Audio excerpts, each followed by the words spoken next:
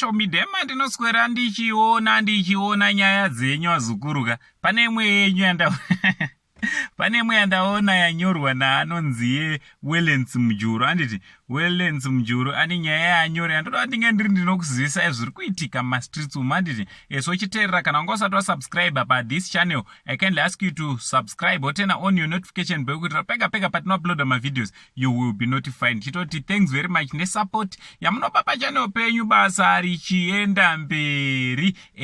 So vazukuru tine takuita ma live stream each and every weekend. Anditi zvikuru sei nonzi sarura wako kadeyade apa sarura wako ndofarira noti pane vamwe vari kutowana dzimba dzavo vamwe vanga vagarisa asina kumbonzwenzwai, tiri kuvatambidza vekuti vanzwanzwai ipapa.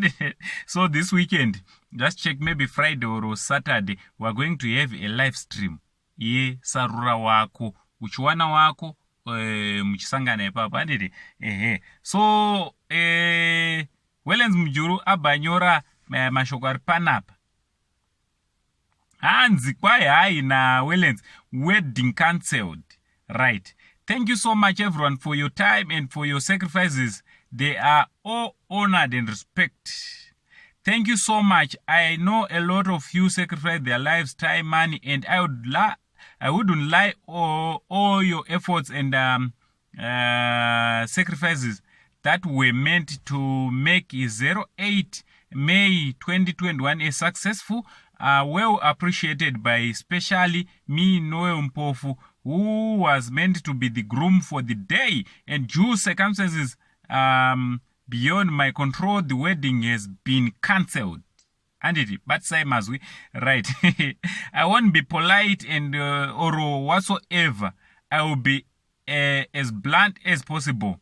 And especially because the bride to be Angelica Nkomo has been sleeping around with anonymous men, and that renders no Mpofu so useless, and he is just out of the picture. You can now see yourself out, and all those that need refunds, please be on her case. She stays at number so.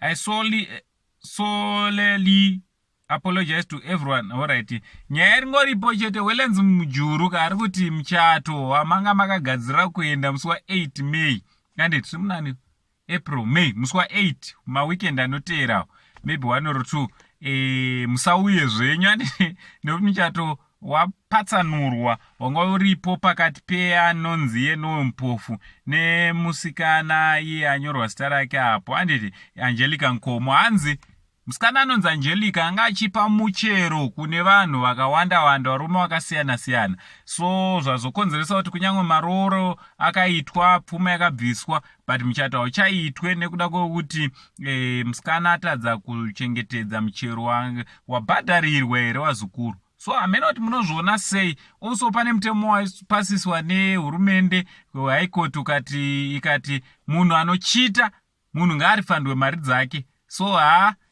muzukuru wangu enda unotora mari dzako dzawanga wakabhadhara. Anditi enda unotora mari dzako. Mari inorwadza kuti munhu angozopa muchero wawabhadharira vanhu mahara iwo watobhadhara hazvina kunaka. Anditi ngataura nemakomenzi kuti munofunge nenyaya iyi vazukuru vasekuru sei. From Uncle Sen, the only Zimbabwean uncle, ndozviri kuitika mastreets. Chitichi much love.